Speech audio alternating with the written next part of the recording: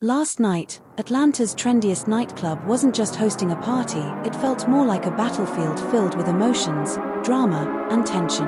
Picture a crowded dance floor, the bass shaking the air, strobe lights cutting through the crowd, drinks flowing, and the city's elite mingling with energy at an all-time high. Amidst all of this, Kirk Frost and young Jock arrived, not just to join the fun, but with something serious on their minds: Lil Scrappy. Scrappy, a man who could light up any room with his presence, became the center of attention. What started as icy stares and quiet exchanges quickly escalated into something much more intense. Tension hung in the air, and then, suddenly, it all exploded. The atmosphere shifted as words grew sharper, and the dance floor turned into a battleground. Phones were raised to capture every moment, while some froze, unsure of how to react. What began as a heated exchange quickly turned into a full confrontation that had the entire club on edge. But what led Kirk and Jock to confront Scrappy so boldly? And how far did things escalate before security intervened? The night was far from over, but inside that Atlanta nightclub, the energy had already reached a boiling point. The music was pounding, the lights flashing, and the crowd only grew wilder. Outside, the line stretched around the block, filled with the city's most stylish and well-connected people. If you had any kind of status, this was where you needed to be. Inside, the dance floor pulsed with life, strobe lights synced with the music, and faces were lost in the rhythm. At the bar, groups of people yelled to be heard over the music, and everywhere you looked, people were in their own zones. However, in the VIP section, things were different. It wasn't about celebration, it was about something bubbling underneath. Kirk Frost and young Jock sat in their booth, surrounded by their entourages. They looked the part: designer clothes, expensive drinks, and the air of success. But something felt off. Kirk's grin didn't reach his eyes, and Jock's laughter seemed forced. A quiet tension lingered, barely noticeable but impossible to ignore. Across the room, in another VIP booth, Lil Scrappy was the life of the party. While Kirk and Jock were locked in thought, Scrappy exuded pure energy. His laughter cut through the music, and his movements were effortless. People naturally gravitated toward him. It was clear that Scrappy owned the room. He wasn't just there, he was the show. His presence was magnetic, and tonight was no different. But beneath the surface, things were shifting. Kirk and Jock couldn't stop glancing at Scrappy's booth. What started as subtle glances turned into whispered exchanges, and as the minutes passed, the tension became palpable. Kirk leaned in, his voice low but urgent. Jock's expression grew darker, and as they exchanged words, the energy around them seemed to shift. Even a waitress, sensing the change, hesitated before moving on. Meanwhile, Scrappy was still in his element. He greeted friends and raised his glass, completely unaware of the simmering tension across the room. Jock kept watching him, his jaw tightening. "You seeing what I'm seeing?" he asked quietly. Kirk didn't respond immediately.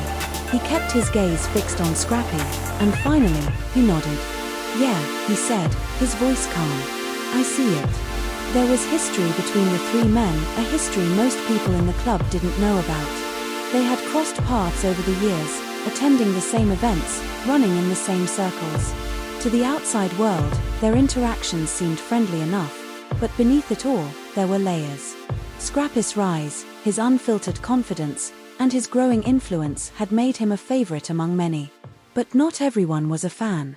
To Kirk and Jock, it wasn't just about Scrappy, it was about what he represented. His unshaken confidence, his ability to draw attention, and the way he moved as if nothing could touch him, his very presence was a statement, and for some, that statement wasn't welcome. The DJ switched tracks, and the dance floor erupted. The lights flashed faster, bodies moved closer, and the energy hit its peak. That's when Kirk and Jock stood up, their movements deliberate. Without saying a word, they began pushing their way through the crowd, heading straight toward Scrappy. Meanwhile, Scrappy was lost in the moment, raising his glass, greeting fans, and completely unaware of what was unfolding around him. ChatGPT said, kept the energy alive, but the people around him could see it coming. The atmosphere shifted, and then boom, everything changed. By the time Scrappy looked up, it was too late.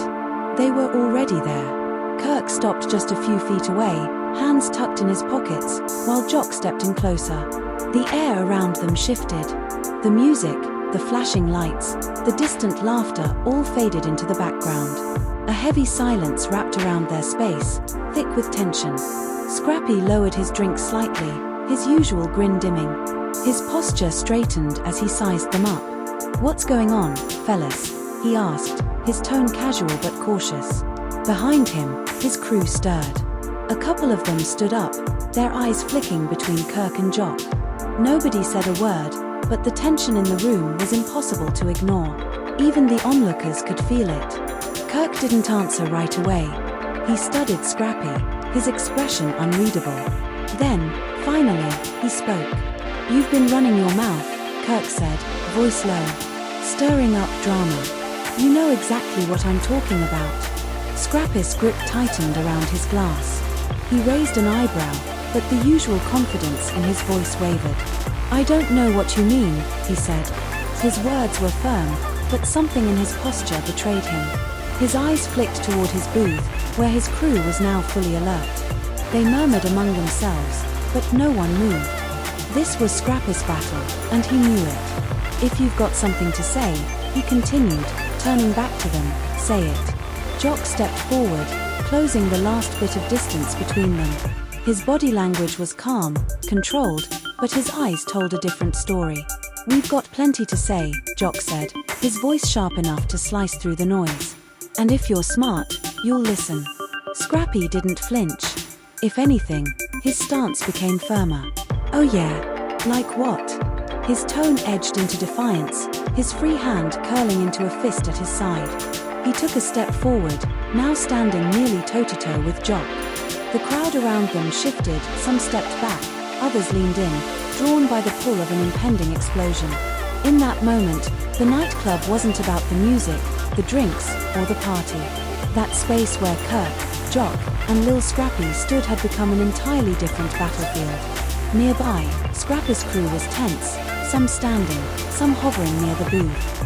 Their eyes darted between the three men. Their whispers were quick, urgent. Nobody wanted to make the first move, but everyone could feel what was coming. Jock spoke first. "You know what this is about," he said, pointing a finger at Scrappy. "You've been talking out of both sides of your mouth. Spreading lies. You think you can run your mouth and not face the consequences?" Scrappy lifted his chin, his jaw tightening. "If I've got something to say, I'll say it," he shot back. "But don't come at me with weak accusations unless you've got something solid." That's when Kirk stepped forward, his expression ice cold. "We've got more than just words," he said. "We've got receipts." With a quick swipe, he unlocked his phone and held up the screen. The glare of the device reflected off Scrappy's face. He squinted, trying to make out the details, but he didn't need to see it. The weight of Kirk's move said everything. Scrappy's jaw tensed. "So what now?" he said. "You gonna show me some out-of-context messages? That's your proof?" He let out a scoff, waving a dismissive hand. "Man, miss me with that nonsense." But his voice wasn't as steady as before. His bravado was still there, but his stance had shifted, ever so slightly, a subtle shift, the kind that happens when someone starts to feel the walls closing in. Jock took another step, now standing shoulder to shoulder with Kirk. His voice was lower now, sharper, dead serious. "This isn't out of context," Jock said. "You've been playing both sides, saying one thing to us and another to everyone else." He leaned in. "It's time to own up before this gets worse." Scrappy's frustration boiled over. He planted his feet, squared his shoulders, and locked eyes with the two men. "You think you can come in here and press me?" His voice cut through the noise, louder now. "Who do you think you are?" Heads turned from nearby tables, conversations hushed. The nightclub's pulse didn't stop, the bass still thumped, the lights still flashed, but in this pocket of space, all focus was on them. Across from him, Kirk didn't blink. His voice was measured, controlled, but there was steel underneath. "This is bigger than you think," he said, leaning in just slightly. "You keep running your mouth, and it's not just going to hurt you. It's going to hurt everyone around you. So maybe think about that before you keep pushing your luck." The words landed hard, Scrappy inhaled slowly, his fists clenching at his sides. His shoulders stiffened. "If you've got something to say," he said, voice low and simmering, "say it now. 'Cause I'm done playing games." Behind him, his crew tightened formation, stepping in closer. They didn't speak, but their presence said enough. A loose semicircle formed behind him, a wall of quiet support. Jock smirked, shaking his head. "You've already said too much," he said. "We're just here to make sure you know we're not letting it slide." Without warning, Kirk took a step forward, close enough for Scrappy to feel the heat of his breath. His voice dropped, almost lost beneath the music, but still sharp enough to slice through the tension. "Keep talking," Kirk murmured, "and you'll see what happens next." Scrappy didn't move, didn't blink. His heart pounded, but his voice was solid. "You don't scare me," he said. "You never did." The energy in the room shifted again. Jock's fists tightened. Kirk's eyes narrowed. Scrappy's crew edged even closer, muscles coiled, ready for whatever was coming next. The crowd barely breathed. It was seconds away from erupting. And then a firm hand cut through the moment, landing on Kirk's shoulder. "All right, that's enough," a security guard said. His voice was calm, but heavy with authority. "Take it outside, or take a seat." Kirk didn't move at first. His eyes were still locked on Scrappy, his expression unshaken. Jock took a step back, rolling his shoulders, though his posture stayed tense.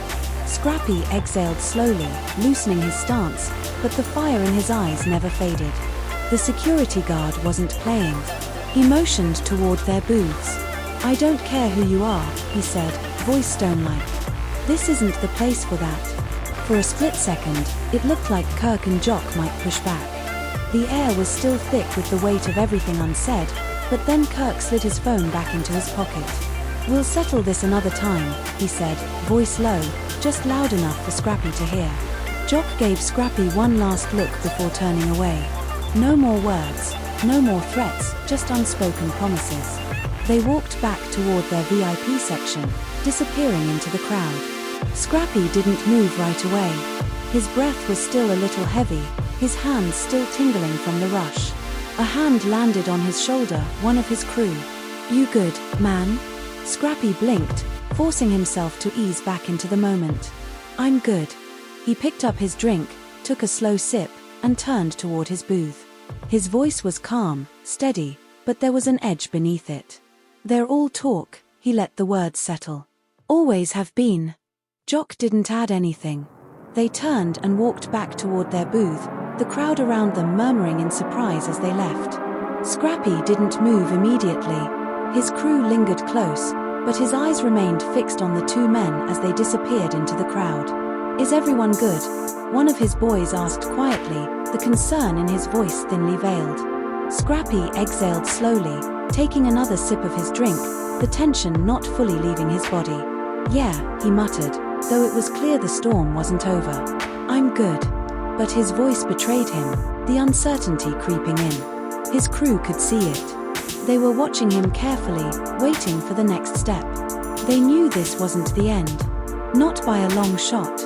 As the night wore on, the rumors spread quickly. The confrontation had been brief, but its impact was anything but. Phones came out, and soon the whispers were turning into full-blown stories. The nightclub, once a scene of celebration and dance, had turned into the backdrop for a confrontation that no one was going to forget. Soon enough, the footage hit social media. It was shaky, blurry, just a few seconds showing the tension in the air, the standoff that felt like it could erupt at any moment. But that was enough. The comments flooded in. People were calling out both sides. Some saying Scrappy had stood his ground, others backing Kirk and Jock's right to confront him. Inside the club, Kirk checked his phone, his jaw tightening as he scrolled through the growing pile of comments. "They're twisting this," he muttered, eyes scanning the screen. Jock glanced at the phone, his face unreadable. "Let them talk,"